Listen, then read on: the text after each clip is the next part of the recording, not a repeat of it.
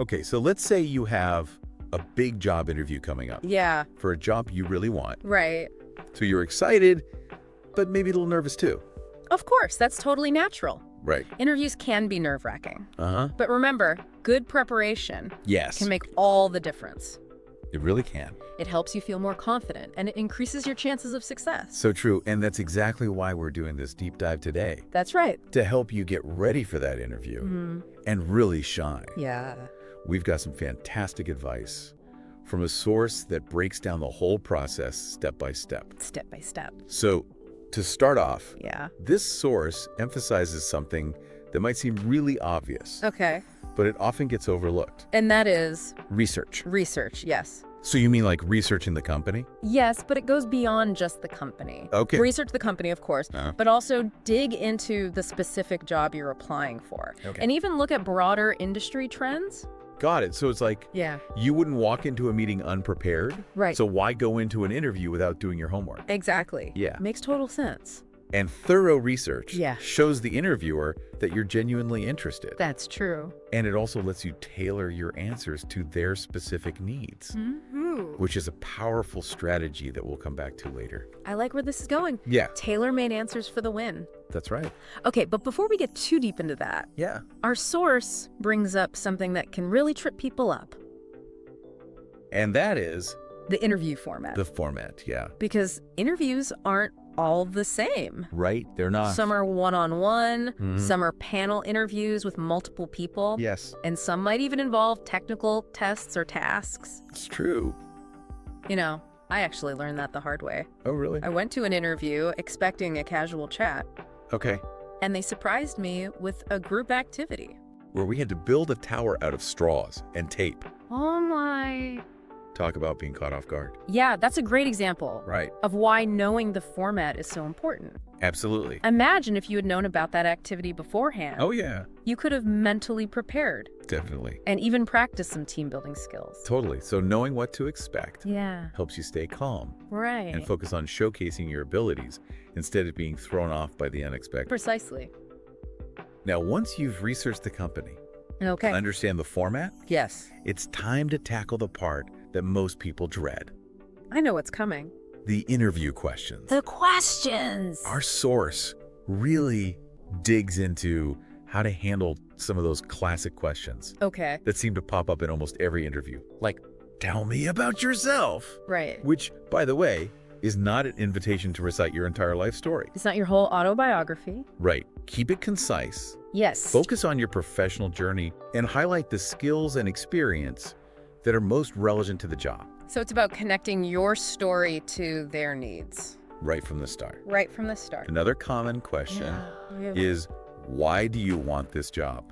Oh, that's a good one. And this is where your research really pays off, It does. because you can connect your answer Yeah. to the company's mission, Huh. specific projects they're working on, Yeah. or even those industry trends you've been following. Exactly. It's like saying, I've done my homework. I understand what you're all about, and I'm here because I genuinely want to be a part of it. That's a great way to put it. And then, of course, Yep. there's the dreaded strengths and weaknesses question, Oh, yeah. which tends to trip people up. I hate that one.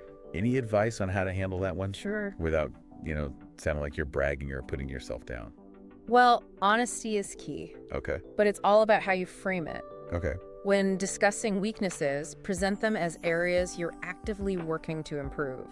And for strength, Yeah. make sure they align with what the job requires Okay. and back them up with concrete examples. Concrete examples. I like that. Yeah. Our source also mentioned something called the STAR method The STAR method. for tackling behavioral questions. Okay. Those questions that ask you to describe a time Right. you did something specific. Like, give me an example. Like, can you describe a challenge you faced at work Yeah. and how you overcame it? Okay. Yeah.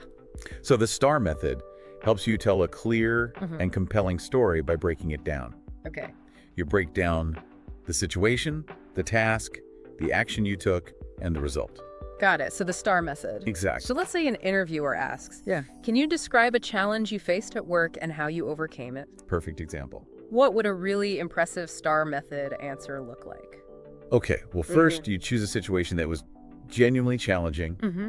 but also relevant to the job you're applying for. So it could be a time you had to meet a tight deadline, navigate a conflict within a team, Yes. or solve a complex problem. So not just any old challenge, Right. but one that showcases the skills they're actually looking for, and then you walk them through the steps you took to address the challenge, Okay. emphasizing your skills and initiative, Got it. and most importantly, Yes. describe the positive results you achieved. Instead of just saying, I solved the problem, Right. you're giving them a vivid picture of your capabilities. You're showing, not just telling. I like that. Now, we've talked a lot about answering questions, We have. but our source emphasizes that an interview is a two-way street. Oh, interesting. Yeah.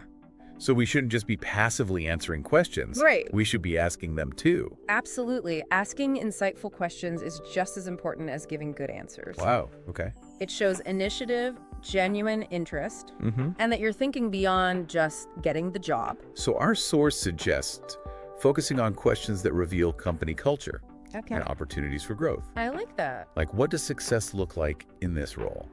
Or can you describe the team I would be working with? Those are excellent examples. Right. Yeah, they show you're thinking long-term Uh-huh. and envisioning yourself as part of their team.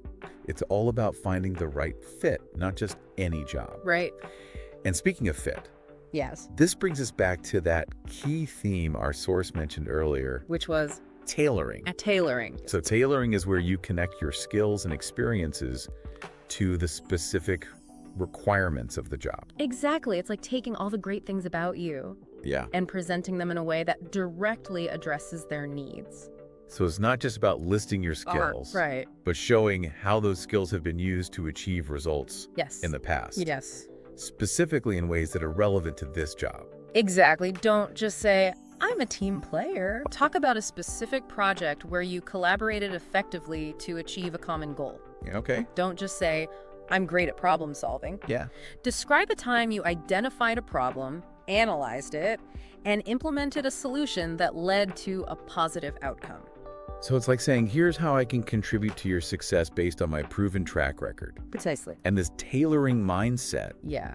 applies to your resume and LinkedIn profile as well. It does. Make sure they're telling a consistent story and highlighting the experiences that are most relevant to this particular opportunity. So you're creating a cohesive narrative Exactly. from your research to your answers to your resume. Yeah. That showcases why you're the perfect fit for this specific role. You want them to walk away thinking, this person gets it, they understand what we need, and they have what it takes to succeed here. That's the goal. Okay, so we've covered research, interview formats, nailing those common questions, and tailoring our responses to make a strong impression. Yeah. But there's more to interview prep than just the Q&A, right? Absolutely. Preparation goes beyond just practicing answers.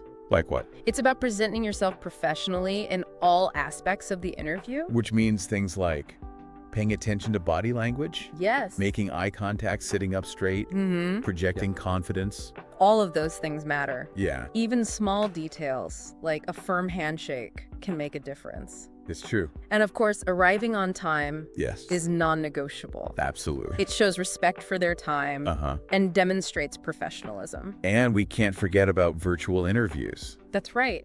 which are becoming more and more common. They are. Our source has some great tips for those as well. Like what?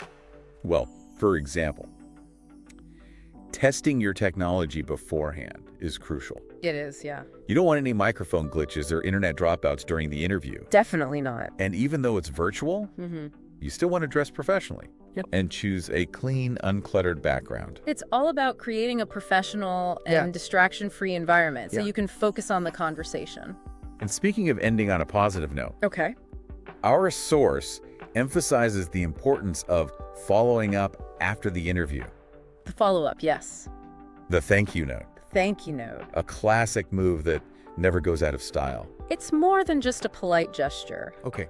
A well-crafted thank you email reinforces your interests and allows you to reiterate key points from the conversation Okay. or even address any questions that might have come up. So it's like that final touch that shows you're truly invested in the opportunity. Exactly. It leaves them with a positive, lasting impression Yeah. of your professionalism and enthusiasm. So to sum up this first part of our deep dive, Yes. we've talked about doing your research, understanding different interview formats, Yep. tackling those common questions, tailoring your responses, and even mastering the art of the virtual interview. It might seem like a lot to think about. It is. But remember, Yeah. the goal of preparation isn't to memorize answers or become a robotic interview machine. Right.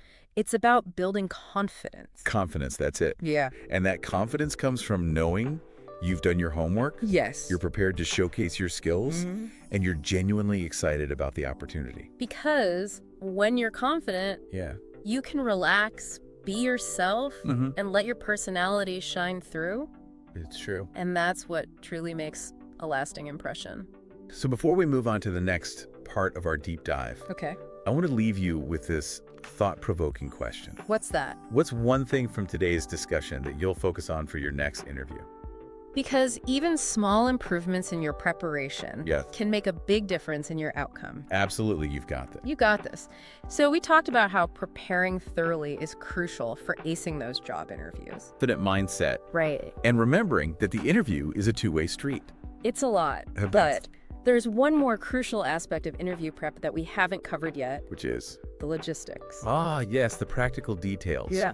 That can sometimes make or break the interview experience. Our source provides some helpful reminders about things like planning your outfit, Okay. gathering your materials, and managing your time effectively. Okay, let's start with the outfit. Right. What's the golden rule for interview attire?